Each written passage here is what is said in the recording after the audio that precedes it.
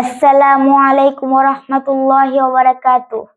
ইন্নাল হামদালিল্লাহি ওয়াহদা ওয়াসসালাতু ওয়াসসালামু আলা মান লা নাবিয়্যা বা'দা। আম্মা বা'দ। অশ্লীল ও অসভ্য ভাষা প্রয়োগ করা নিষেধ। এ সম্পর্কে রাসূল সাল্লাল্লাহু আলাইহি ওয়াসাল্লাম বলেন, ইবনে মাসউদ রাদিয়াল্লাহু তাআলা আনহু ক্বালা ক্বালা রাসূলুল্লাহ সাল্লাল্লাহু আলাইহি ওয়াসাল্লাম লাইসাল মুমিনু বিত-তাআনি ওয়ালাল লা'আনি ওয়ালাল ফাহিশি ওয়ালা বাযিয়্যি রাওয়াহু তিরমিজি ওয়া ক্বালা হাদীসুন হাসান। ইবনে মাসউদ রাদিয়াল্লাহু তাআলা আনহু হতে বর্ণিত, রাসূল সাল্লাল্লাহু আলাইহি ওয়াসাল্লাম বলেন, মুমিন ব্যক্তি খোঁটা দানকারী, অভিশাপকারী, নির্লজ্জ ও অশ্লীল ভাষী হয় না। তিরমিজি 1977। হাদিসটি হাসান।